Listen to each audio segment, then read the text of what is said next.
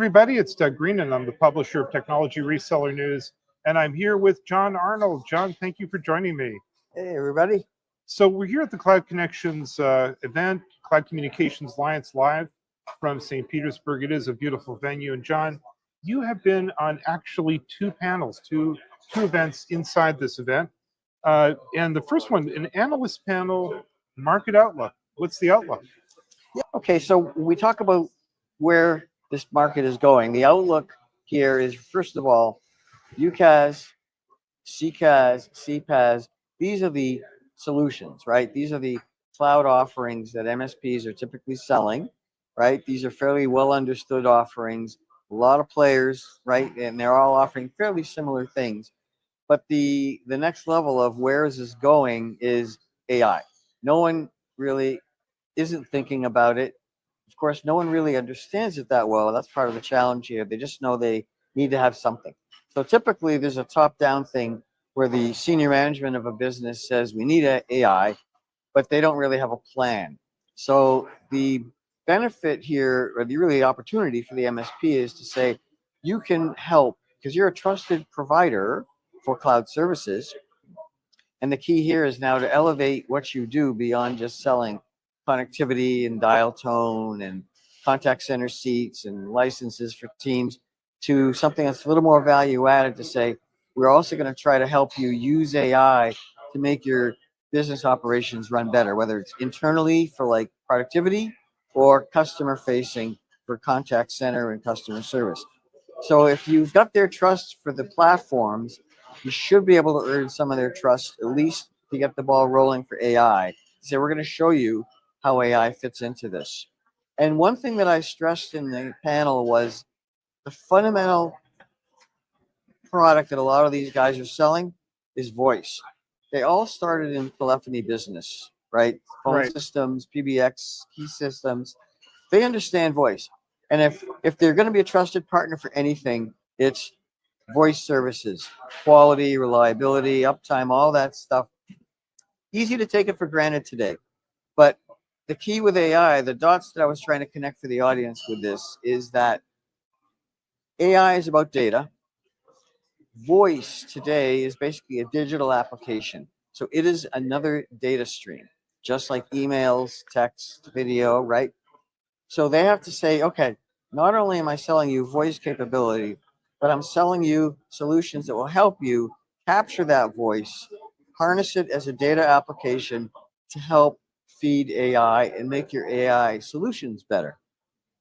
That's something that to me makes sense that they can do with credibility, because they understand the importance of voice. They know how to deliver it well.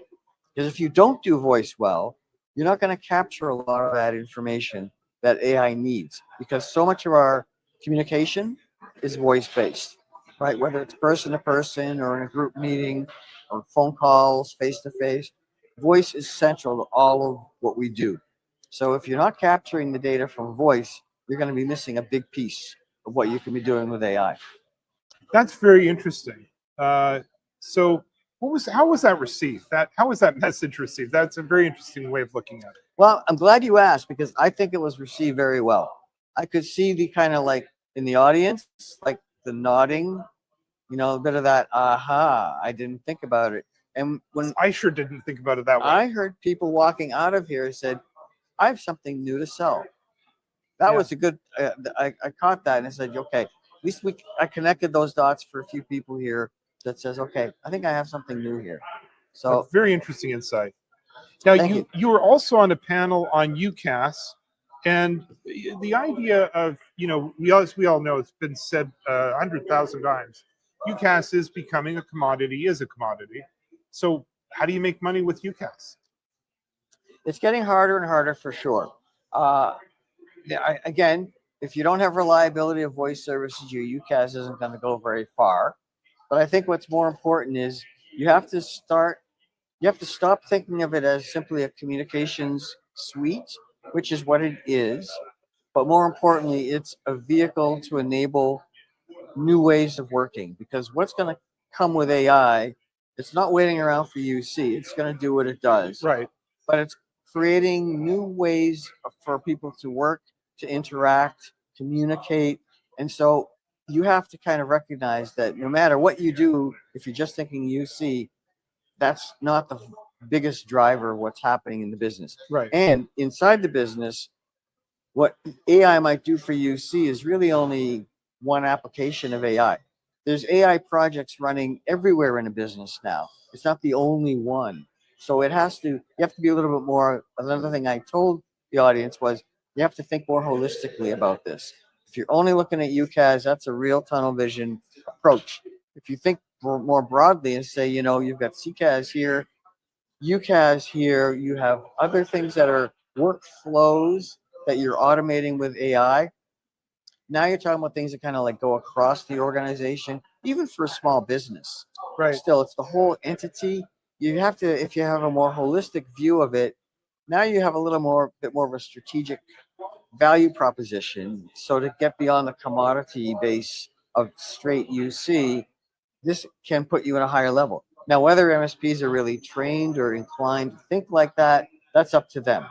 But you know what? If they don't, I would say that within a few years, a new type of MSP might emerge that is AI centric, and they totally get it and they know how to sell it, right? Because if you're not doing that, you're not going to be on the next level for where this stuff is going. So there's threat and opportunity, right? Jon, I see you at so many events throughout the year. It's sort of part of what I do, right? I get to see Jon at these different events, and yet this was actually your first time here at the Cloud Communications Alliance event. Yeah. So they have a finance event as well. That is correct, in New York last year. So I did speak at that one, but that was really like a 1-day event or maybe a 1.5. It was a 1-day event, yeah, short. basically. So, but I remember being on a panel for that, and that was I loved it. That was a really good, fun event. And that was my first exposure to this. I had been planning to attend this event last year, but I had foot surgery last April, and I had 5 events basically that month, and I had to pass on all of them. So I said, it's a one-timer, guys. I'll be back, and here I am. So this time around, I was able to kind of, say I couldn't go this time, but I will come this time. So here I am.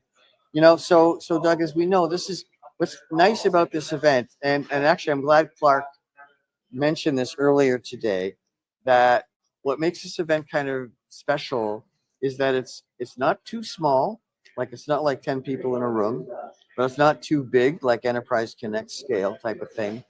But it has just the right size where everybody can meet everybody and be very personable.